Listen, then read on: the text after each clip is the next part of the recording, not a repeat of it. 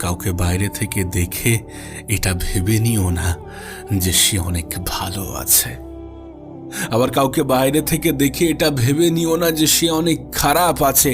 মানুষ যেটা করে সেটা নাও হতে পারে, মানুষ যেটা দেখায় সেটা নাও হতে পারে, কারণ মানুষ অভিনয় করতে ভালোবাসে।